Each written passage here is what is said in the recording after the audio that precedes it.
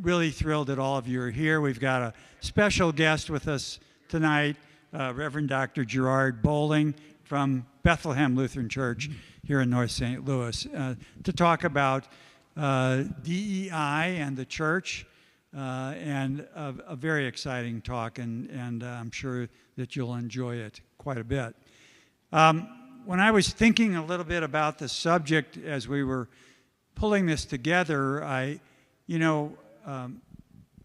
maybe like you a little bit, I kind of think of DEI, diversity, equality, and inclusion. I think of that perhaps as something that is very prominent in the current political spectrum of what we're experiencing here in this country, or perhaps even extending back into 1968 and voters' rights and all of that, or maybe back to the Civil War.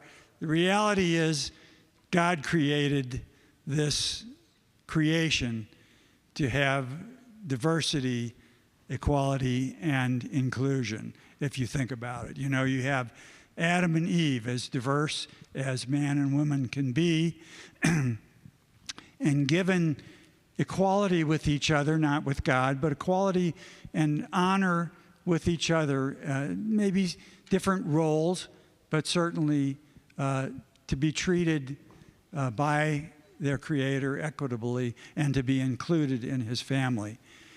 And then comes sin and Satan, and God places enmity.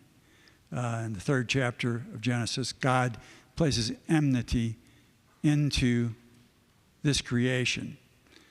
But immediately upon doing that, He promises restoration. He promises the seed, which is fulfilled in His Son Jesus, bringing back the restorer, if you will, of DEI into His creation again. So I'm excited to have Dr. Bolling really extend that to a great extent and take us through that discussion. For those of you, I think most of you I've seen coming in tonight have been in this series, but again, the Engage Faith and Culture is a 18-part series extended over 2 years, in which we're taking on the turbulent topics of our time, discussing them, learning about them, being educated about them, and then having respectful discussion with each other and finding ways to be a healing presence, the healing presence of Christ amongst His people. So that's the reason that we gather together. Well, it is a real pleasure to be able to introduce Reverend Dr. Gerard Bolling. He's a graduate of River Forest. I'm still going to call it River Forest University, a BA degree, and then MDiv at Concordia Seminary here in St. Louis, and finally a doctorate in education from Concordia, Wisconsin, up in Mequon.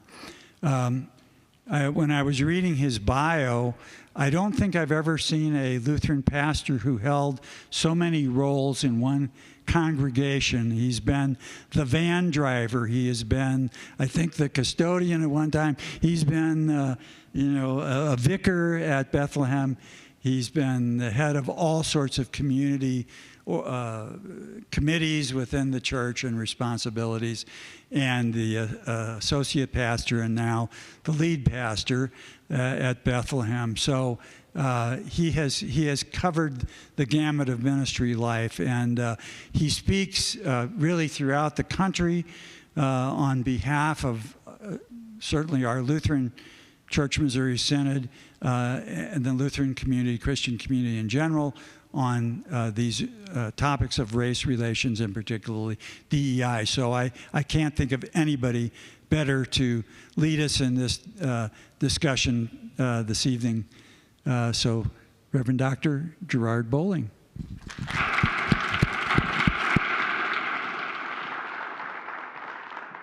Good evening, everybody. I have held a lot of roles. My favorite role that I've held actually, though, is dad and husband. I'll introduce you to my family in a little bit, and I'm so excited to be here with you tonight at Concordia. I want to praise God for you for coming out tonight, and I do want to say that we are going to go there tonight, right? I want you to even turn to your neighbor. We do this at Bethlehem. Turn to your neighbor and say, neighbor. Well, you got to really say it. Say, neighbor. We're not going to be afraid to go there. All right, turn to the other neighbor and say, neighbor, the topic is a little scary, but we're not going to be afraid to go there, right? Tonight, I want us to be open and honest about what we're studying. Diversity, equity, and inclusion is an important topic in our society.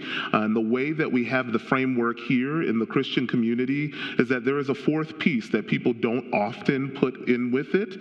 And this is the piece we're going to be leaning into. There's diversity, equity, and inclusion, and belonging. We get to show people who and whose they belong to, right?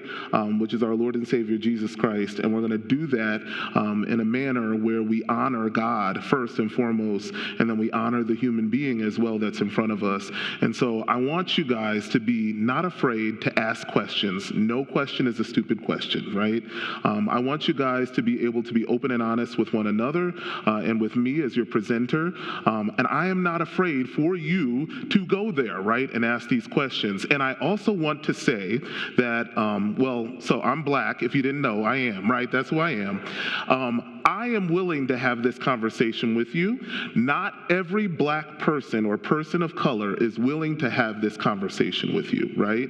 I'm here tonight in my own volition, right? I did not have anybody force me to be here, but every black person that you meet or person of color that you meet is not going to be down for talking about these types of topics and may not even want to fully process those with you. So I want to be clear to say that open and upfront and at first, right? That I'm dialoguing with you. And so while you have me, I'd love for you to bring things up. We can talk about it. We can tease it out. But, with other people who are people of color, this is not something that you just automatically are like, this is built into you. I'm going to talk with you about this, okay? And tonight we're talking about reconciliation in that belonging piece, specifically how it lives from the inside out. Reconciliation to self, reconciliation to others, and reconciliation to community. And so again, I'm introducing my families, my wife, Lorenda, my two kids, Lincoln and Monroe. They're a lot bigger than that now. They're in first and third grade, those two. And my wife is a Lutheran school teacher at Word of Life Lutheran School in the city. These are my credentials and a little bit more about me. But I want to talk first about where I serve and where I come from, because it's really locative to our conversation today. Bethlehem Lutheran Church, raise your hand if you know where Bethlehem is or what Bethlehem is. A lot of you do. It's a sister church of Concordia, and so we connect on a lot of different activities, and a lot of you guys have been to our campus. But Bethlehem is an urban church. In the LCMS, if we're over 98% Anglo altogether, Bethlehem is 95% African American. 80% of our members walk in from the community, or they're a part of the nearby community. Many of our members are very devoted to the cause of what we do and the ministry there. However, our members are also living in extreme insecurities. There's housing insecurity in North St. Louis City. There's food scarcity in North St. Louis City. And then there's insecurities on the day-to-day of what can happen with and to their families. And so they're living on the lines of society as we're interfacing with them. And while Bethlehem is a church, we're also a community engagement center. We're multi-site as well in this moment, in that we don't only do ministry at our site, but we also have All Nations Lutheran Church in University City that we help them with their pulpit supply ministry and the ministries that they deploy during the week, as well as the school that we have, Bethlehem Lutheran School, where they're one of our campuses they serve, our littles. And then we have Chapel of the Cross Lutheran Church that we're in fellowship with, where we have another site of our school that serves 0 to 5 years old in our after-school program. And then our third church that we're connected to is St. Peter's Lutheran Church in Spanish Lake that does after-school programming only at that site. And then we also connect with them in their pulpit ministry as well. All those churches churches are located on the north side, and we represent the North Side Urban Ministry Coalition, where we're pooling together resources to be able to share in community with one another. Bethlehem's a reaching church, so most of our activities are going to be outreach activities for people to come in and get to know who Jesus is. Bethlehem is a young church. We invest heavily in our youth. Over 50% of our annual budget is spent just on youth and youth activities. We give most of it away. And then Bethlehem is a church that's all about reaching the kids and then their families, right? We believe if we can change the life of a kid first, we can examine and change the life of the family after that. And we call ourselves the BLC family because of that. So I wanted to give you a little background on that. First, I want to talk through reconciliation to a transformed self. And I want to focus us in an Acts text. And I'll just read it for you. It says, "So when they came together, they began asking him, saying, 'Lord, is it at this time that you are restoring the kingdom to Israel?' And he said to them, 'It is not for you to know the periods of times or the appointed times in which the Father has set by his own authority, but you will receive power when the Holy Spirit has come upon you, and you'll be my witnesses in Jerusalem and all of Judea and Samaria and as far as the ends of the earth.' After he said these things, he lifted up his head while they were watching, and a cloud took him up out of their sight. And they were gazing intently into the sky where he was going. And then, behold, two men in white clothing stood beside him, and they said, 'Men of Galilee, why do you stand looking at the sky? This Jesus who is gone and taken up from you into heaven will come down in the same way as you watched him go into heaven.'" The reason why I like to bring this text out first and foremost is that this in the book of Acts is a complete picture of who Jesus is asking us to reach. Not only where it's comfortable in Jerusalem, not only where it's a little uncomfortable, a little less comfortable in Samaria, but to the ends of the earth, to all people. Jesus is quite literally layering out, right? This is a proclamation here of who we should be reaching and who is my neighbor, right? The age-old question in Christianity. My neighbor is anyone that I meet or interact with, and I treat them with dignity no matter what path they came from. Amen? We got to say amen a lot today, okay? So we'll just practice it now. And so when we're thinking of our neighbor, and I like to put it in spheres of organizational leadership, this is how I set it up at Bethlehem. Charity begins at home is what I tell our people at Bethlehem. Charity begins with who you meet right there and then. So when we're onboarding a new human resource or someone's new to our community and our work community, no matter if they're the custodian or if they're a pastor, we say, hey, charity begins by you recognizing your fellow staff person as neighbor, the one that shoulders next to you, all the lay leaders of the congregation and volunteers as neighbors, and then the wider congregation as neighbors as well. And you're practicing here what you will do out in the ends of the earth, right? And so you're practicing how to have healthy conversations with one another, how to be vulnerable with one another, and how to go there with one another safely so that you can do that work outside where you are at as well.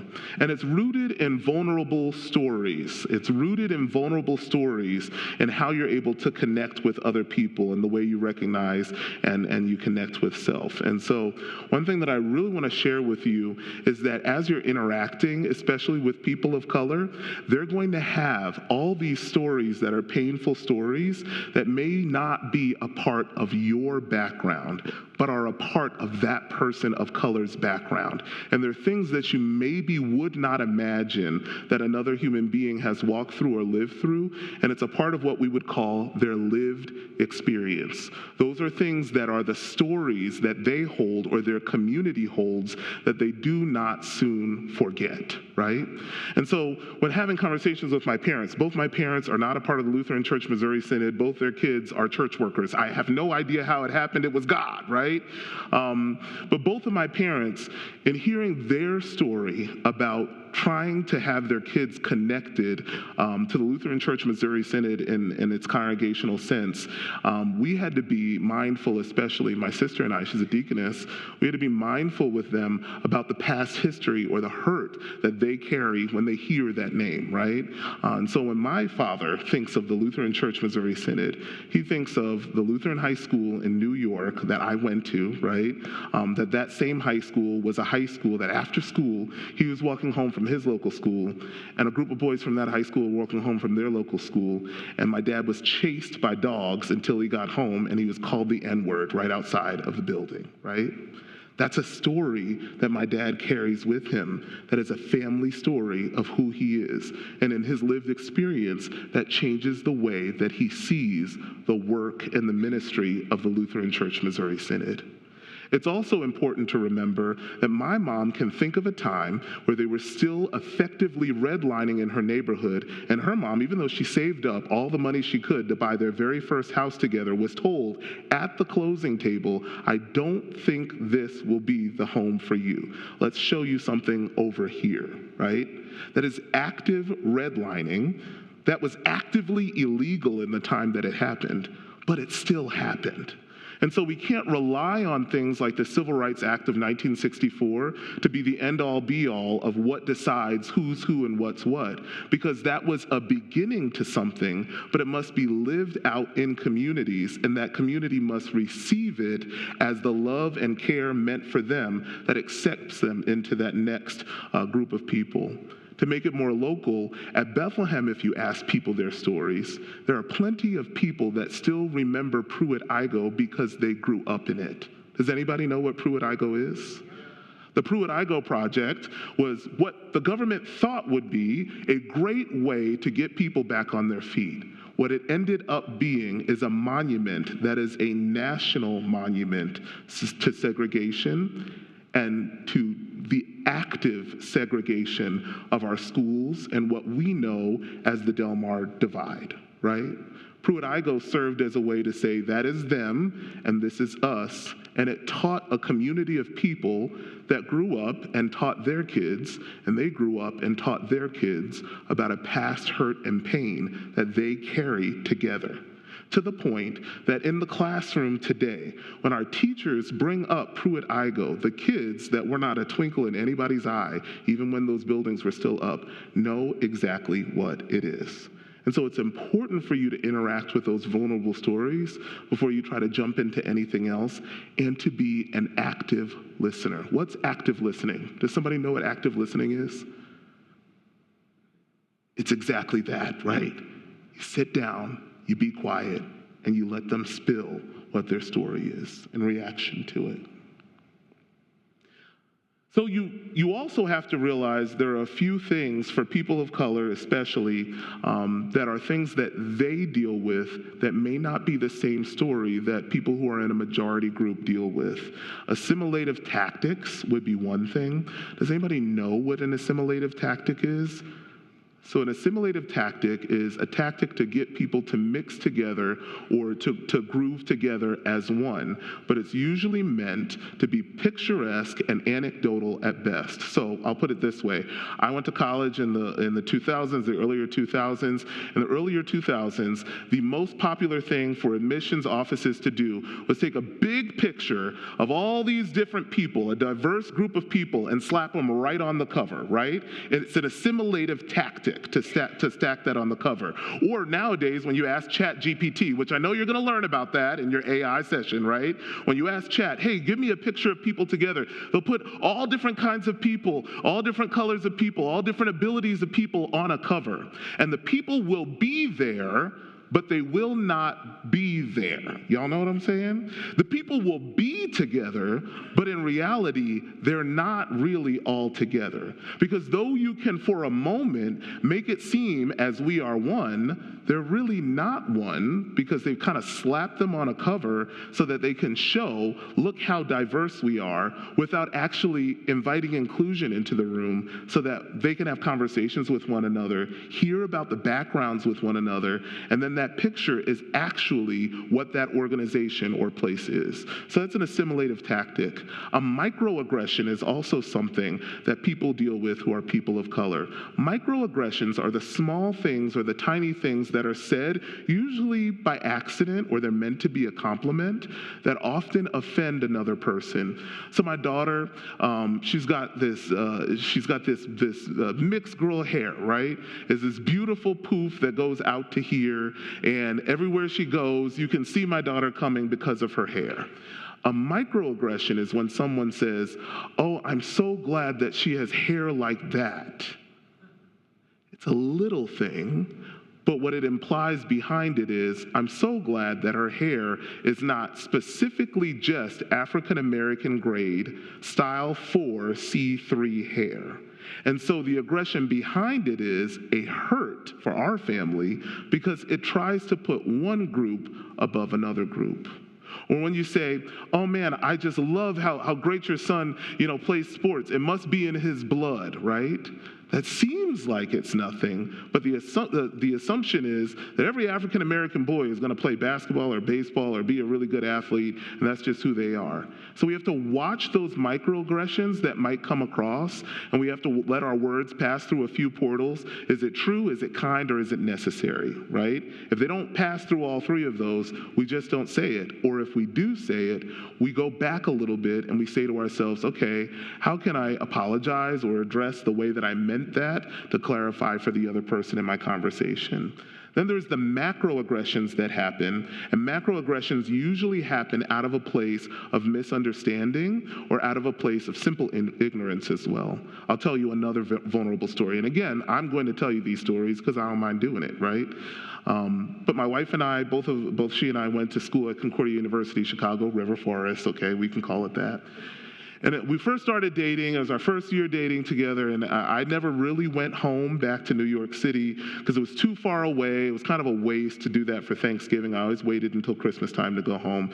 But our relationship's kind of new, and I was fully planning on being in the dorms, right? You just stick around in the dorms if you don't have anywhere to go. And my then girlfriend, now wife, asked me, "Well, do you want to just come home with me?" I'm like, "Okay, sweet. Things are going pretty well, right? I mean, they're going great." So I said, "Yeah, I'll go home with you and do that." And so she's like, "All right, I'll set it up with my parents." So she set stuff up with her parents.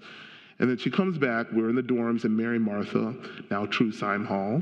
We're in the dorms there together. And she flies into my room, and she goes onto the couch, and she just starts crying. And finally, I got her to calm down a little bit, and she told me why she was crying. And she said, "I told my family that you were coming home with me for Thanksgiving. And my grandfather doesn't want to sit with you at the Thanksgiving table because he doesn't want to sit with an African American person."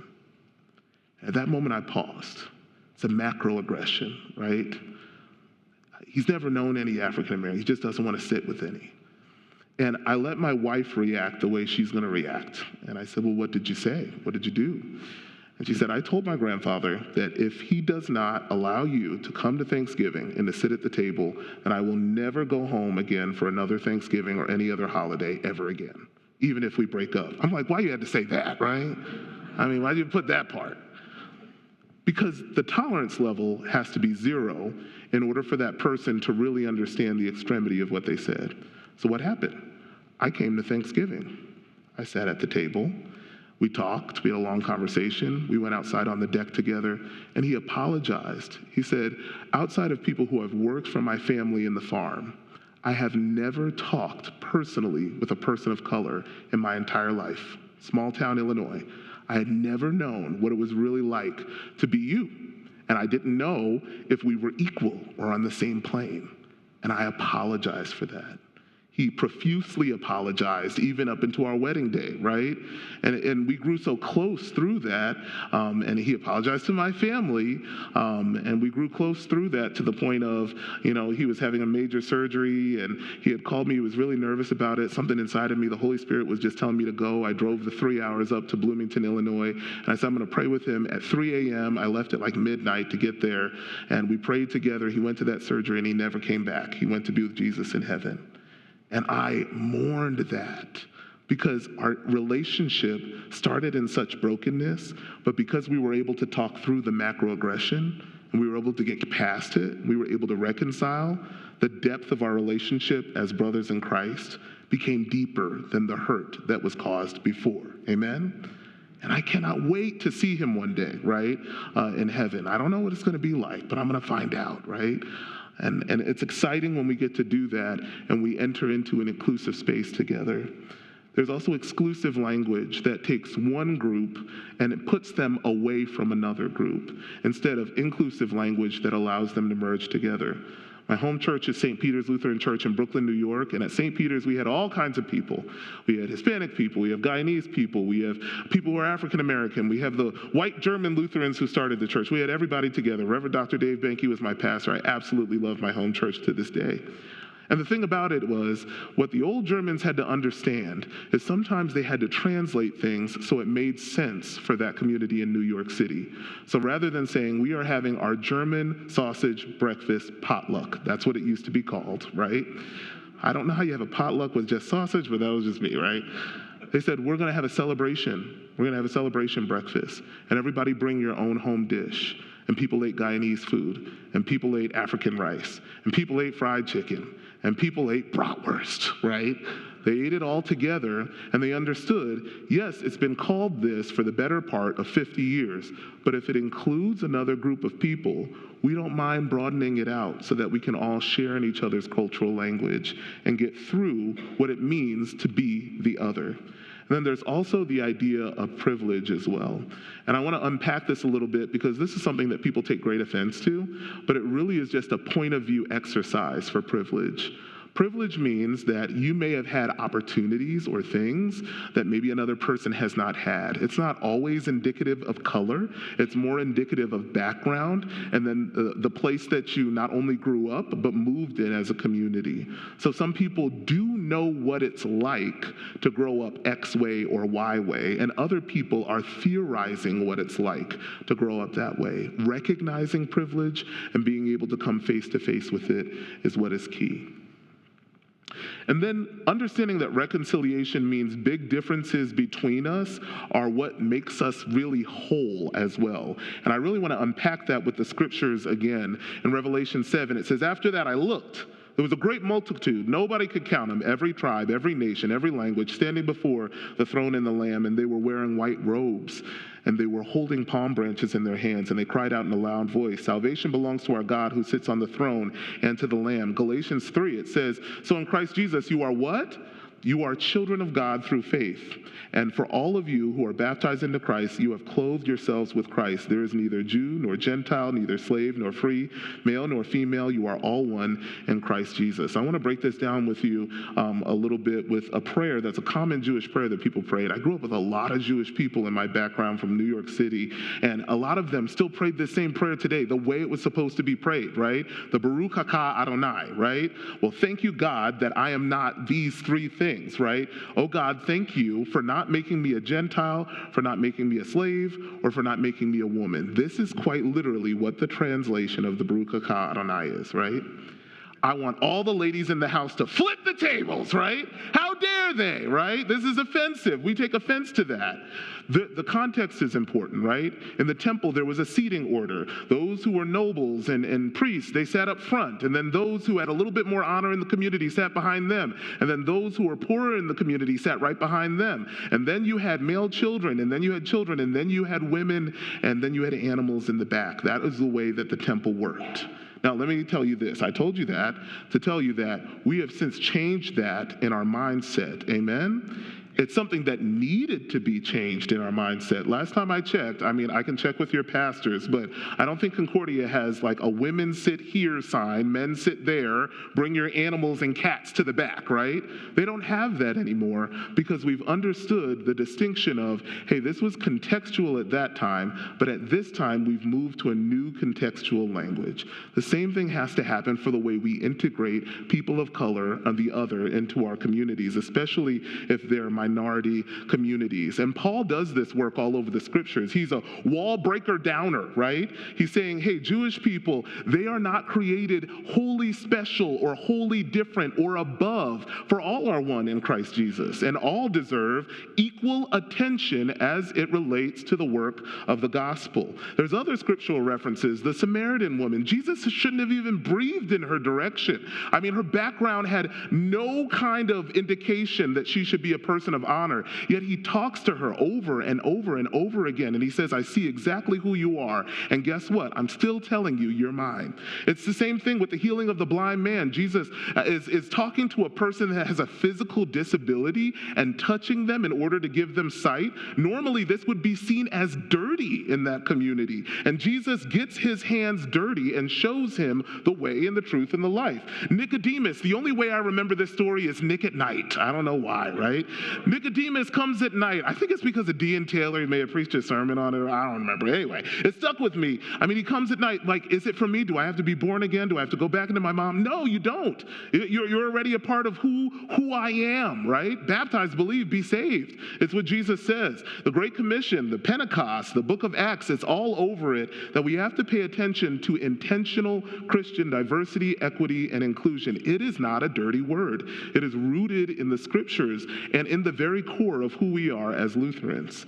And then on top of that, we have to understand our spiritual dashboard as it relates to the differences that we have with one another.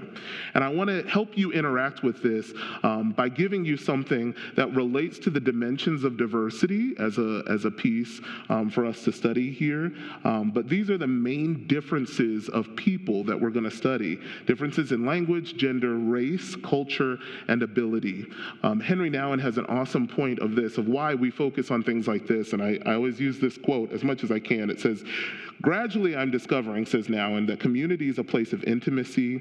It's a place where we have to continue to confess for each other that we weren't able to live up to all our ideals, but in community we forgive each other continuously. The beauty of community, of friendship, of marriage, the beauty of living together is that every time we say, I'm sorry, brother, I'm sorry, sister, I'm sorry that I am not the way that you want me to be, we can hear the other person say, that's all right, I love you.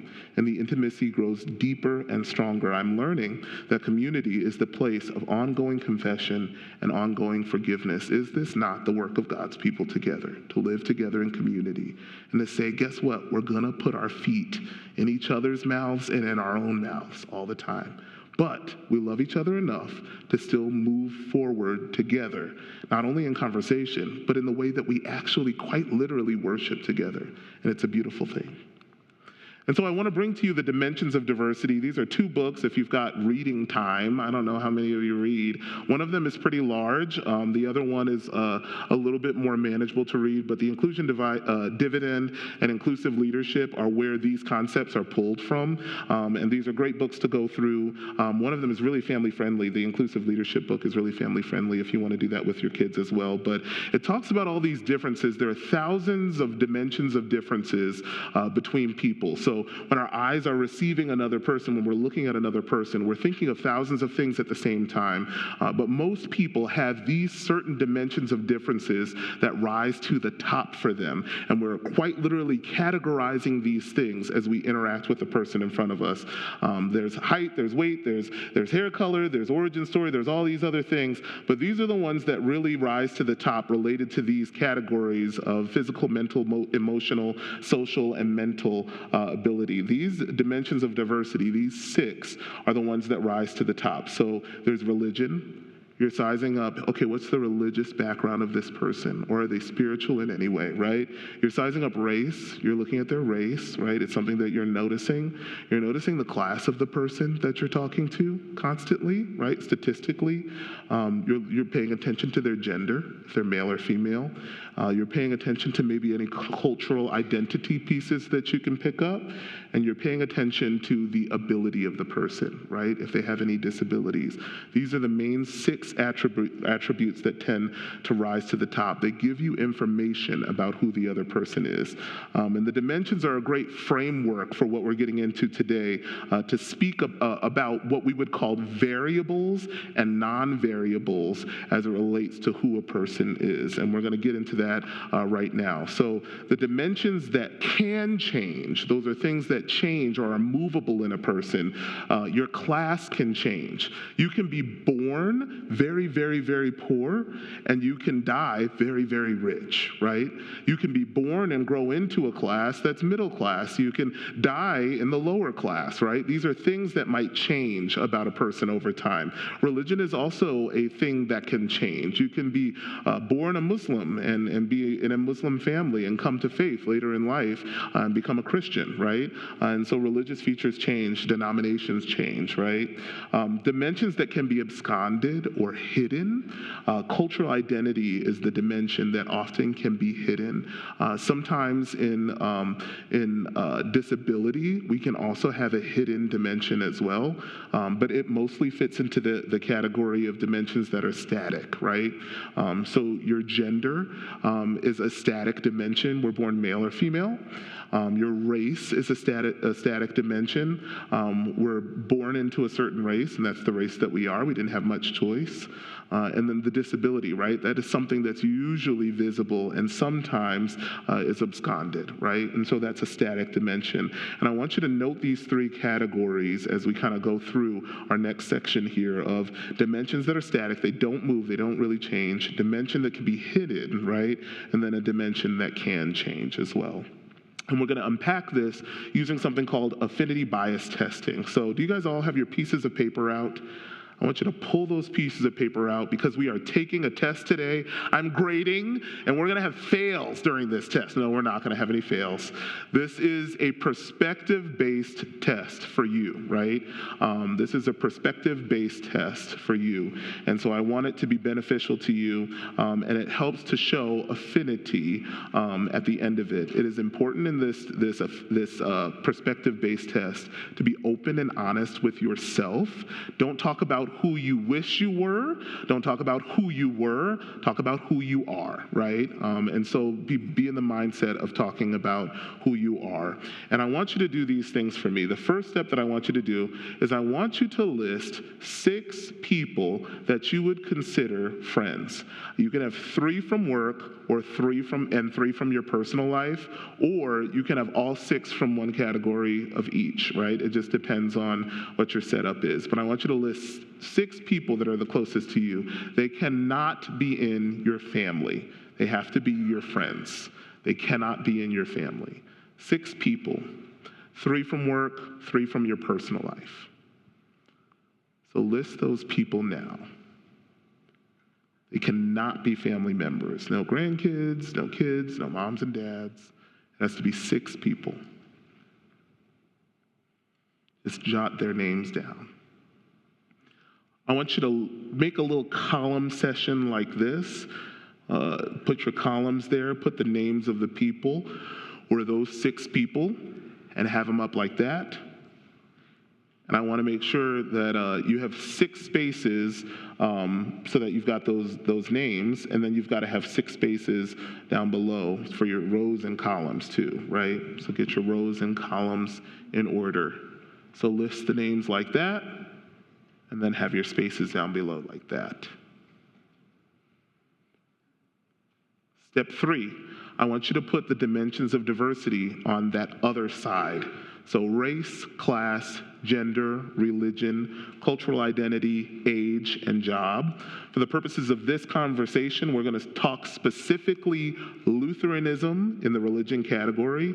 So we're going to pick a denomination as that category. So Christian Lutheran as the religion category. And we are talking through how to tick this off, right? Okay? Hear the papers moving furiously. Next, I want you to put an X if you lack a commonality with the person in this category. So if Bob and I are a different race, I'm going to put an X, right? Bob is white, I'm black, so X. We do not have that commonality. If Amy and I are a different class, I'm going to put an X. And you can be relative with this. Make it relevant for your own life of what you would consider classes, right? Upper class, middle class, lower class is what we would typically go with, right? But just put an X there. Religion, again, we're going with Lutheranism. So if you're Lutheran and that other person is a staunch Catholic, then that's a difference, right? I'm going to put an X there. And And then cultural identity, that would be their cultural heritage. So are they Puerto Rican, right? What specific type of Asian person are we dealing with, right? That's what a cultural identity would be. German, that's a cultural identity, right? And then for age, I want you to think generationally. So you know what generation you're in. Is that person a part of a different generation than you are, right? If they are, then put an X. And then job or occupation. Are they in the same field as you? Are you both in healthcare, right? Or are they not in healthcare? They're in a different field, right? They're in the service field, right? I want you to think that for that. So X if you lack a commonality. I want you to put Y, and this should be easy, if you share a commonality. Like, yeah, we're the same. So if Amy and I are the same race, I'll put yes, we're the same race. If Tom and I have the same cultural identity, I'll put yes. Why? So get your X's and Y's together. And it should literally be just the spaces you didn't put those X's before. Does anybody still need that slide? You got it? So I want you to do a turn and talk now. I want you to grab your neighbor, the person closest to you. If you're further away from someone, grab that other person. I want you to turn and talk with one another. What does your X-Y ratio look like? If you have more Ys, it means you tend to gravitate to or have meaningful relationships with people who are more so pretty much just like you, right? If you have more X's, it means that you have a diverse group of friends or a diverse group of people you surround yourself with that maybe you can have some different conversations with, maybe you can bounce some different things off of, and they may give you a different answer than what you thought because it's a diverse group of people. You don't have that same commonality with them. And so I want you to discuss that. How could that create a hole in your understanding? And which categories did you see more X's or more Y's in? Okay? So grab your neighbor, take a couple minutes together. We'll take just 2 to 5 minutes. We'll discuss amongst one another and come back as a group. Yeah. As you're wrapping up, is there anything that you want to share with the large group about what you and your partner conversed about? Anything that really popped out to you about your list that you had compared to their list? Anything that anybody wants to share with the group? Yeah? Just raise your hand so I can see you. I'll try to see you over the lights. Yes? It's like out of my group, one person is a whole bunch of X's. Oh, yeah, sorry. I was just going to say, when I look at mine, you have a few X's and Y's, but one person is a lot of X's. Yeah, yeah. But we get along good. Yeah. I mean, I'm glad to hear that. That often does happen where you have that one friend that will be very opposite to you, and so the two of you are able to talk about a lot of different things. But yeah, it's all X's, it's no Y's at all whatsoever. Yeah, that's good. As I looked at my list, I was reflecting on different seasons of life and different places I've lived. Yeah. It would look much different in those seasons in different places. When I lived in the city, what would that look like? When I was in college, what would it look like? And then now, what does it look like? It's much different. So. Yeah. That's a good one. I mean, it'll really be locative to where you're at in life or where you live, period. And it might mean that if you're seeing a lot of Y, you have to seek more X's, right? Where can I meet these people? And oftentimes people will say, well, I'm just never around people that are different than me, right? That is absolutely not true, most likely, right? You're just not looking maybe to make friends in the right places, right? Some friendships are struck up at the most, random places. I make my best friends at Walmart, at Wally World. I mean, I am friends with the people there, right? And so how can I go into a deeper and more meaningful relationship with them, right? Even though their life may look different than mine does. Yeah. Is there one back there? Anybody else? Sure. We had a good conversation. Yeah. Also, it made us reflect on what our kids' charts look like. Yeah. I think that's a big one too, right? What does this look like for the rest of my family? And again, this is self-reflective. You did not fail or pass, right? So you're just reflecting on your own self. If you had a lot of whys, you may consider, how do I find the X's, right? If you had a lot of X's, right, and you have a lot of people to bounce things off of, but you have no whys, you may consider, oh, okay, this might mean that I'm creating a very diverse group of friends or a group of people around me. And you still have time, right, to create more X's. It's not that your time limit is up. It's just, how do I look for people at different places and spaces? Yeah, one more. So you asked about our friends. Mm-hmm. And so for me, a lot of people I've had a relationship with for a very long time. Yeah. And so a lot of them look like me. A lot of them are a lot like me. A lot of them are college friends. And so, but some are, more recent friends. And I was just thinking, you're talking about if we have more Y's than X's, that we should try to change that, is what I'm hearing. And I'm trying to understand, are we bad if we have more Y's than X's, or are we just lazy? I think you're just maybe lazy. No, I'm playing. It's a self-reflection exercise, so you don't fail. There's no good or bad. But when there's a lot of whys, it means there's a lot of like-minded, similar people to me. And so I may want to open up my horizons if I'm trying to have different, more meaningful conversations about things that are from a different perspective to people who have some X's and they don't just have the Y's. Or I might want to get closer to different types of people. Because a lot of times there will be people in a group who say, well, I've had the same friends forever and ever. And my challenge is always make new friends, right? It's the same thing that I tell my kids, make new friends. Go out there and make friends with people who are nothing like you. Their life is completely different than yours is. And you may be able to draw a different perspective from that relationship than you do with others. I mean, Mr. Cowart described that one person with all X's. I mean, you say, we get along good, is what you just said, right? I mean, getting along well probably comes with a lot of you hearing something that's like, oh, okay, I've never thought about it like that, or that's an interesting way to take that, right? And so you may want to diversify your life a little bit more, mix up the salad bowl by meeting some people who are not like you, even though you have some long-standing relationships. I mean, you don't have to text all those friends with the Y's and be like, you're canceled, I'm done with you, right? You can just make new lunch dates with new people, right, to get to know some other folks. Yeah. One other concern, I don't know if this is on. One other concern is the effect of internet on particularly our youth, but I think it actually affects all of us, older folks as well, and that we're connecting in with a bunch of Y's. Yeah. And we're really doing that to the detriment, I think, of all of our good. Yeah.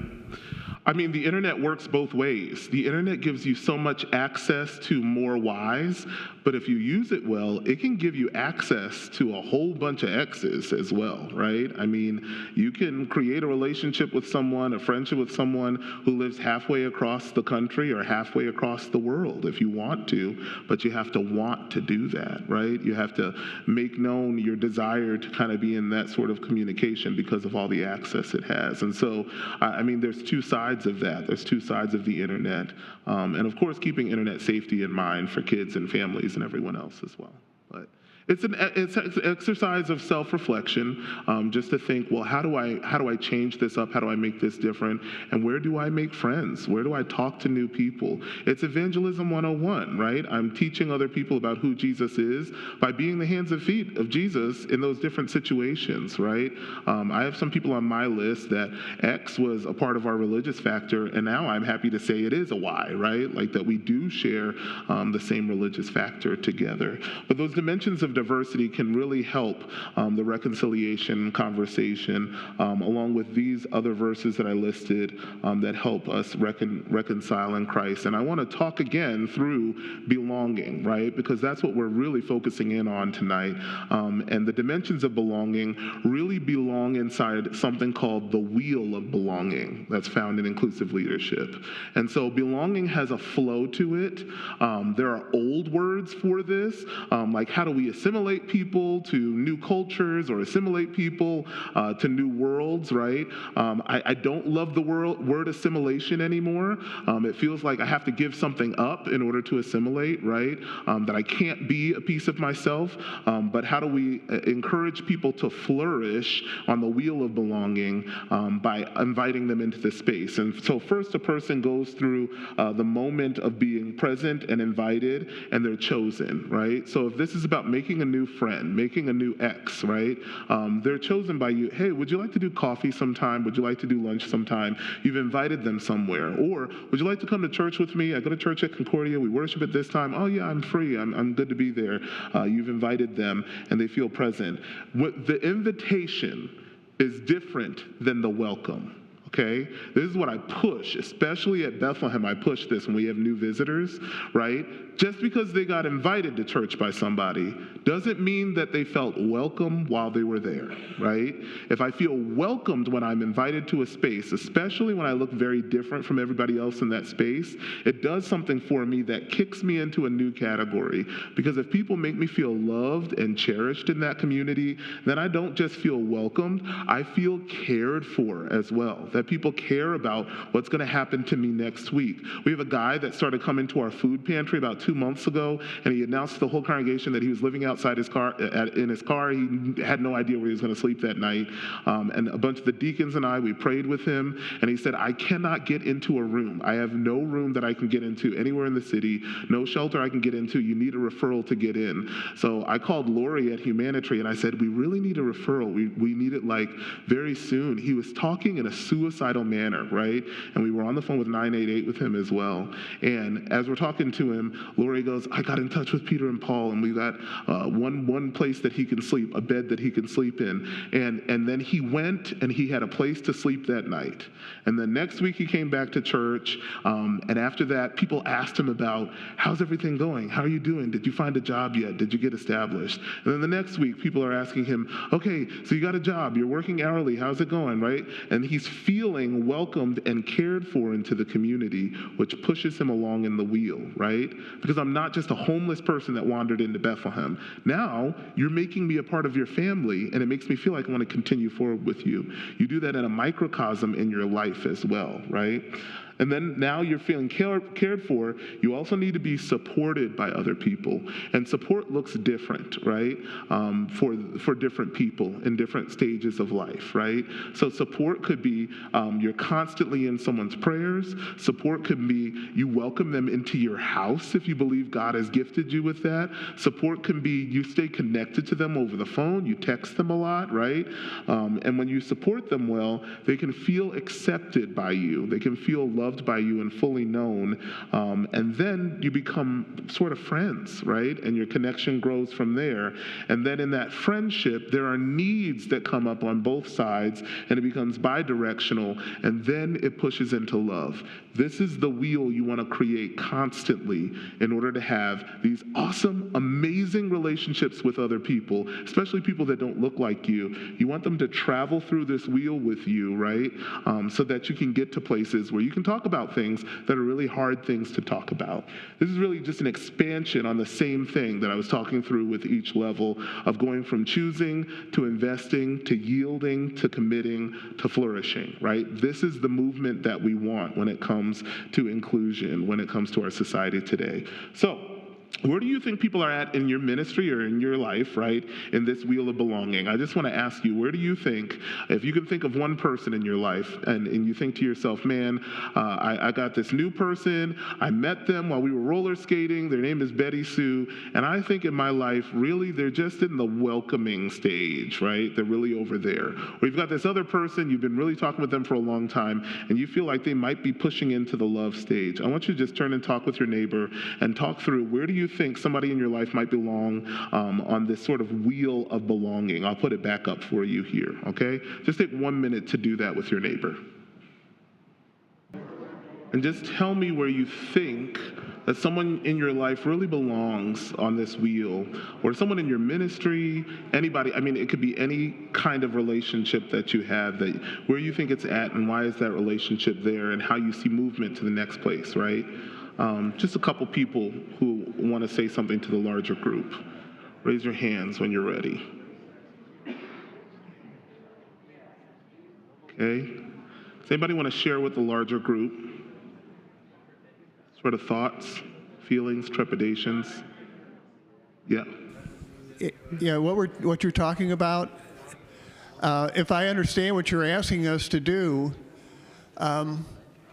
my wife works here at CCLS. Yeah. And she sees people as people. You know, there's 8 billion people.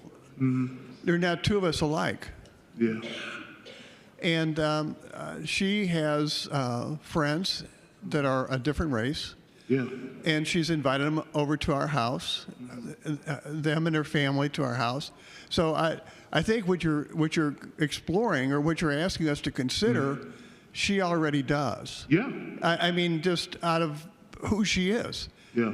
And you made me think about something that I hadn't thought about in a while. When I was young and single, I used to hang out with the people I liked.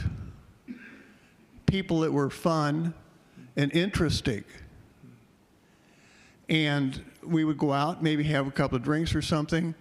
And we went out to some places, and we went to, I can think of a particular place we went to, and they refused to serve us because my friends were not in the same race I was in.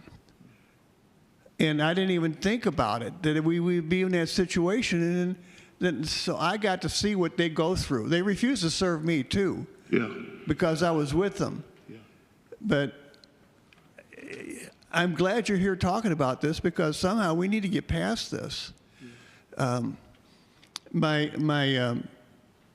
children know my thoughts on this particular subject to the point that they see people as people, not a race or a class or any other thing. They look at the person, not so much what they see on the outside. And my son-in-law was born and raised in Africa and raised a Muslim who is now a baptized Christian.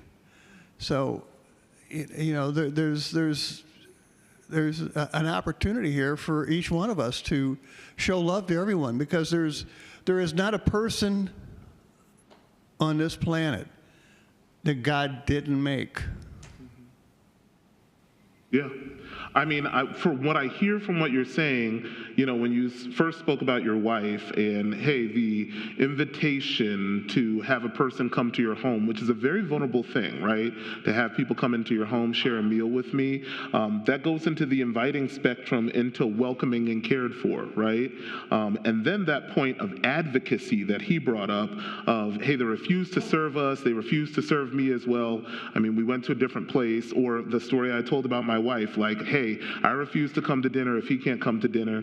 That's in the yielding realm of I realize that by connection to this other person, I'm not having the same access as I used to, or it's changing my access, but I'm supporting them and accepting them by standing with them, right?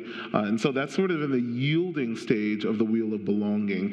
This is really a helpful tool for you to think about how to continue to develop those individual relationships. So now that you've gone to that supporting and acceptance place with that group of friends, or maybe that was years ago, I don't know if that example was from years ago, you know, how do you unpack that with them? That very emotionally charged experience of being refused service, I mean, for you, it definitely hits, and you remember it to this day.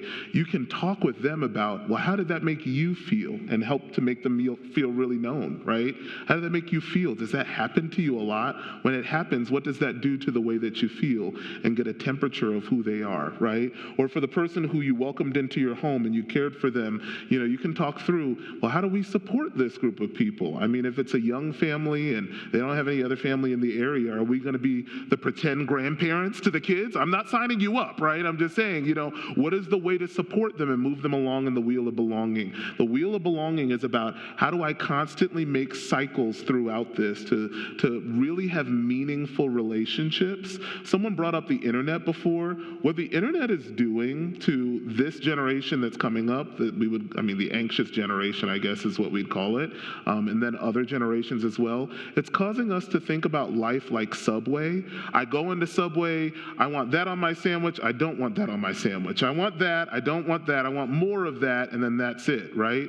Whereas that's not really how life works. Life is a mixed bag of who's what and what represents people. How do you accept the whole bag? How do you dig through the whole bag rather than saying what I like and what I don't like? So that's what the Wheel of Belonging is set up for. But thank you for those stories. And I will say this, I personally want to be seen for who I am, and being Black is a part of who I am too. It's a part of my experience. I don't want it to go away. I don't want us to be talking and you to not see my color. Being Black and having the Black experience is important for me, right? Being African, having the African experience, being whatever it is and having that experience is important. So it's not that we want to ignore those things, but we want to dig deeper into, okay, well, what's that like? Or how's that been, right? And kind of going through this wheel of feeling accepted and supported together. But good thoughts. Other questions or thoughts about this wheel, who you are, where you're at with another relationship? A few? There's Kevin? Somebody the lights are killing me. Is it check? I think that personally, when I'm looking at this wheel, I stop. Okay? I'm good at choosing and investing, but then I see myself needing to improve by continuing on with the wheel. Because I'm good at inviting, we're good at inviting, but then it stops. Yeah. So it's those next steps to get yourself around the wheel so that you can deepen that relationship. Yeah. It takes depth when you get to that bottom part, and it is what it says it is. It's yielding, right? So it's doing a lot more listening and a lot more questions that are sort of these leading questions of give me the depth of what the answers are, and then it gets even deeper when it comes to committing. We do not like to commit, right? We really don't want to do that. I don't want to subject myself to hearing different stories of people or befriend myself to somebody, especially when I don't 100% agree with this or 100% agree with that. But those are the points where we have to step back in relationship before we can step forward, right? And so that's one of the most important parts of the wheel to kind of push through. Good point. Yeah, you have one back there? I just have a question for like generational gaps. So I don't feel old, but I've identified that I'm way older than young adults. I have children, so I kind of understand children, but young adults, I don't know how to fit in the wheel properly. Yeah. So I guess my question is, how do you reach gaps where, like, I don't know what music they listen to. I don't know what they're going through anymore. I don't know what high school and college age kids do anymore. Yeah. You know, I recently had this existential crisis because I was kicked out of our church's young adult text group. It said Gerard Bolling has been removed from the text. And I said to Trevante Brock, what gives? Why am I out? He's like, well, aren't you like 35? And I was like, yeah, but I like just turned. He's like, yeah, that's when we cut it off. I'm like, we got hard cutoffs now, right? But I mean, generationally, how do you make the jump between the individual people? I think that when it comes to choosing is one of the biggest things when it comes to young people. Because choosing is not meant to be a category where it's like, because I am your father, I have to hang out with your teenage friends and you and drive you to different places. Instead, it's an idea of, I get to be your father, or I get to be a person that helps to drive you around and helps to get you places, and you're able to have open conversations with me. So the choosing has to look less like I'm doing it out of duty and more like I'm doing it out of sacrifice and love. Does that make sense? That's the connection connection point to that. Because I think when the choosing gets lost, they'll treat you different. And I find this over and over again at Bethlehem, especially as I get older and get kicked out of the young adult group, right? That I've got to choose to spend time with a younger generation in a meaningful way. So every week, I choose to spend time with one youth from our congregation. We have a one-on-one. It's the only meeting with me that happens each and every week with an individual person at Bethlehem outside of pastoral calls or visits. And I will have a new one that meets me, and we'll do coffee or tea with Pastor B, right? We do it together. They bring whatever they want to bring. Last week, I had one of the youth bring hot Cheetos instead of coffee or tea. There was a misunderstanding via text, but I ate the hot Cheetos, right? And I sat with them and we talked. We had a great conversation, and I figured out some things about that young man, right, that are causing me to move differently so that he actually feels more welcomed into our space, right?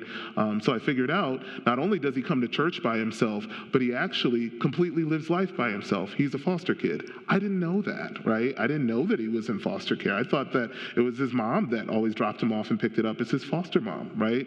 And so I'm like, man, okay, maybe I'll start showing up to more events or activities for this kid because he's really craving that. He's really desiring that. And then it sort of grows from there, right?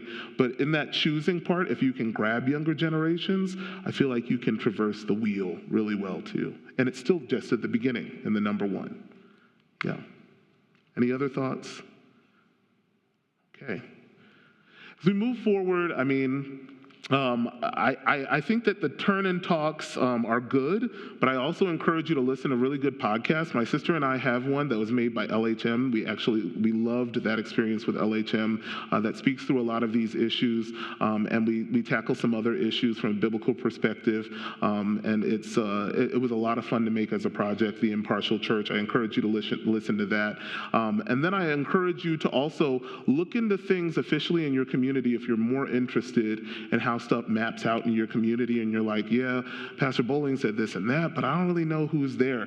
Public knowledge, demographic studies, you can Google the demographic study in your area, like literally on your block, and it will pop up and you can look at who's there, quite literally, right? You can Google the map of where you're at as far as the assets in the community that you have. I mean, are you close to a YMCA? Are you close to this or that kind of grocery store? You can look at who's there and it's public knowledge, and then your community as well, and it will help you understand a few things. And the last thing that I really want to leave you with before we leave is the importance of being actively involved in your community, in community development, and then also in community engagement.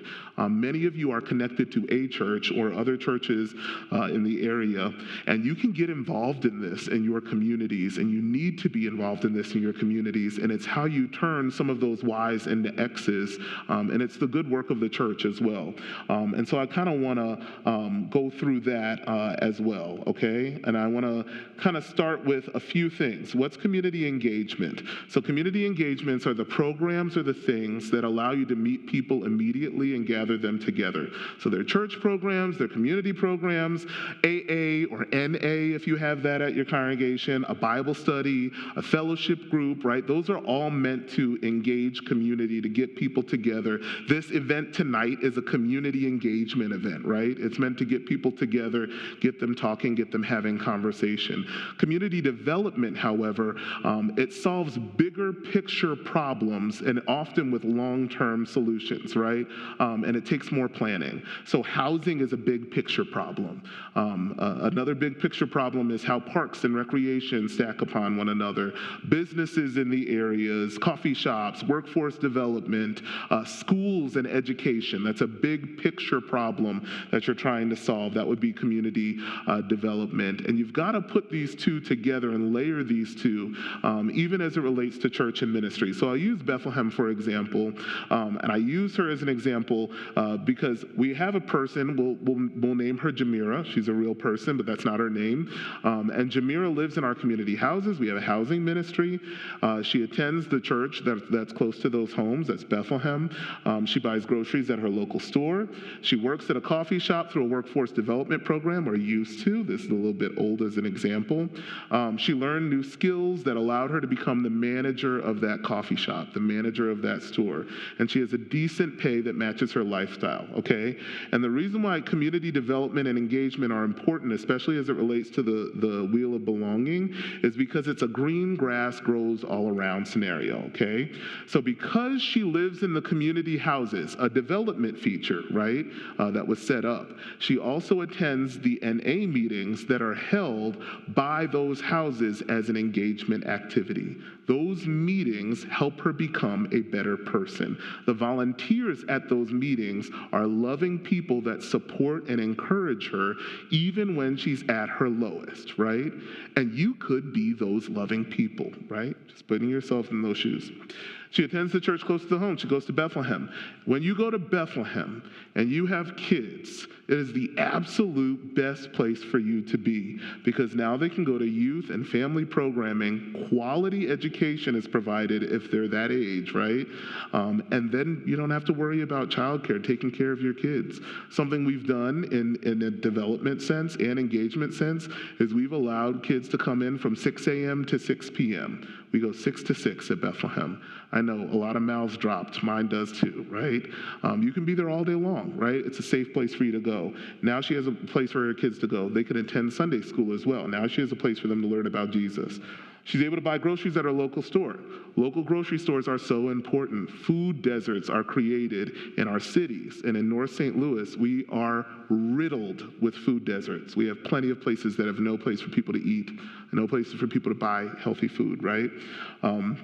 And it's feeding her local economy when she can shop at her grocery store, and it's putting money back in that community. She works at the coffee shop she got a job at, right? And through the Future Partners program, she was able to help secure her housing, and it was housed at the church too, right?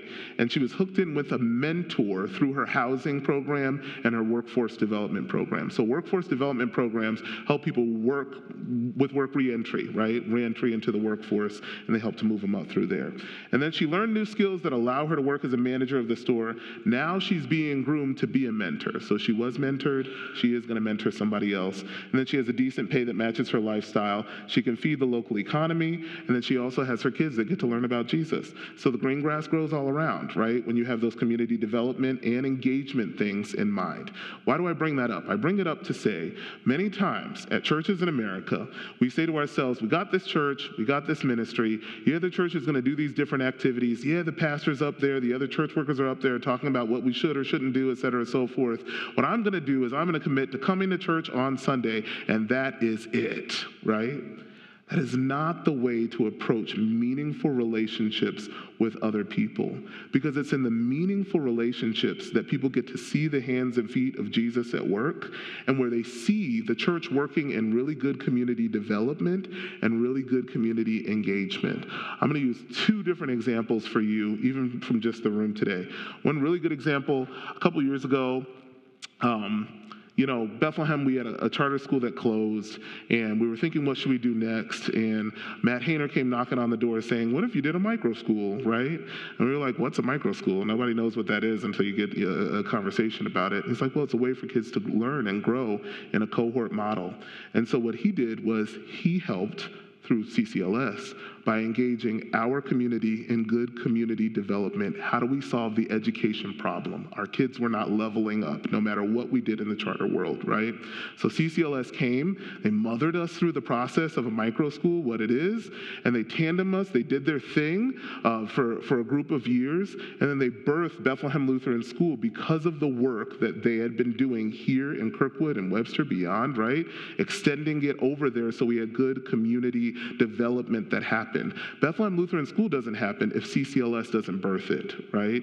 And CCLS doesn't birth it unless they really care about good community development in North St. Louis City, right? And through that, we're stretching into the county and beyond. That's God's work. That's good community development that many people have to be a part of, right, to make that happen. And then there's good community engagement, too. I mean, you all don't know this maybe, but one of the ways that I cut my teeth inside of programmatic ministry that I really learned how to do really, really cool ministry to kids was at Messiah Lutheran Church in South Grand. We had an after-school program. That was the Matt Hayner thing, too. I mean, you tend to be everywhere, I guess. But it was South Grand. We were doing it, the ARC program. I remember pulling up to the seminary.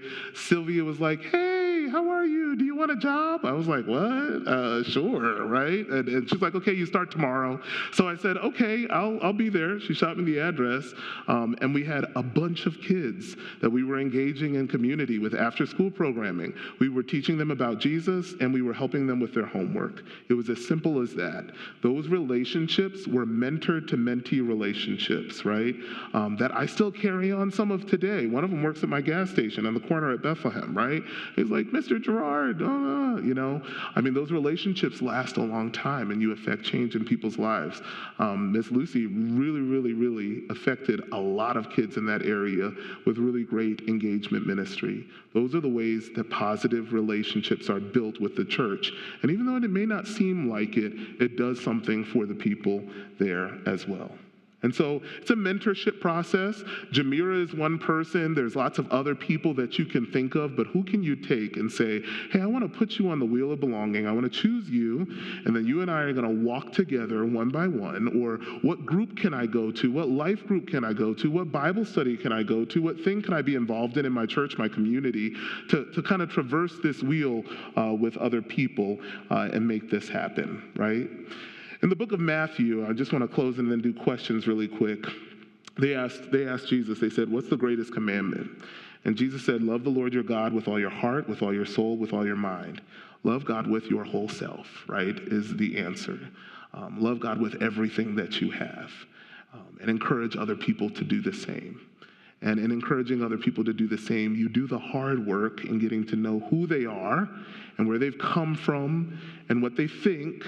And then you get to tell them who you are, where you've come from, what you think, and then you get to talk to them about Jesus and who he is and where he's come from and how he's still here with all of us, right? And this is how we foster an environment of not only diversity, where everybody's there, not only inclusion, where everybody's there and then everybody feels like they have a voice, but we also have this other piece of belonging that happens there too, where they understand who they belong to and why they're there, right? That's what we get to do as Christians in our good work. I want to open it up for questions in our last few minutes together. And remember, no question's a dumb question. And I'd like to answer it and hear from you guys in this moment. So do you have any questions? I have a comment. Oh, yeah, go ahead. Yeah. I have a comment. What you just said about telling your story. We are from South America, okay? So this is not our homeland, but it is now. But we come from a different background. And it is also, it is always very interesting to see how many people are interested in our story. Yeah. Genuinely, okay? And then, like yesterday, we went to Costco to get a vaccine, and the girl that came to give it to us, she said, where are you from? She heard our accent. Yeah. So we said, Argentina, Uruguay, and then she says, oh, I'm from Mexico.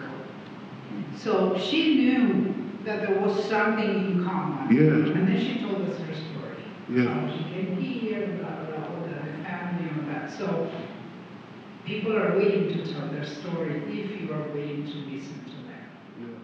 Yeah. If you're willing to just stop and wait, right, too. And when you stop and listen and open up your ears and do more of this, right, then beautiful things happen. That's good. Other thoughts, comments, questions? Check.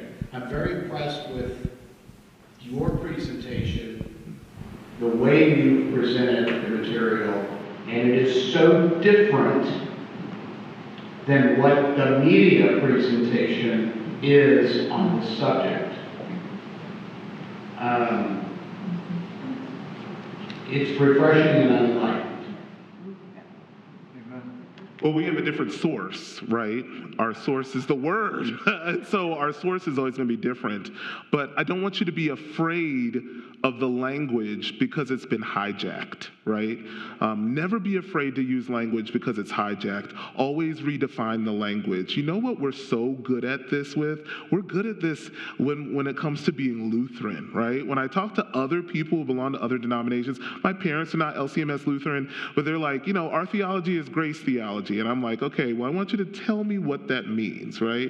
What does grace-based theology mean? Because the last time I checked, you told me you have to wear a dress in order to go to church. That doesn't sound grace-based to me, right?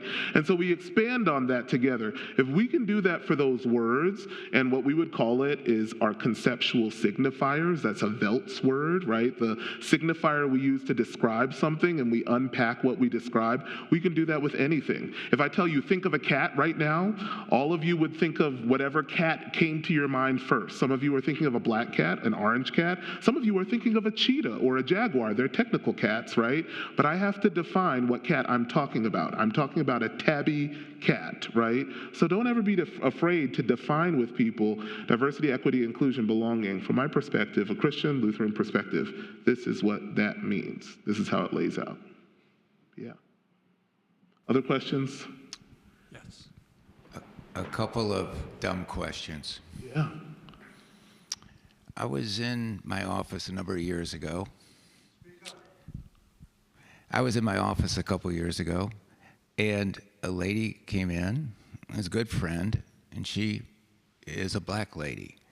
And during our conversation, I said something as to describing her as African American. Mm-hmm. And she said, "Do not call me an African American." She said, "I'm an American." Yeah. So that begs the question, is it African American? Is it black? Is it minority? Is it what? Yeah. I don't know. That's a good question. I think that it depends on the people group or the person that you're talking to, because I've heard that before too. So Black History Month, right?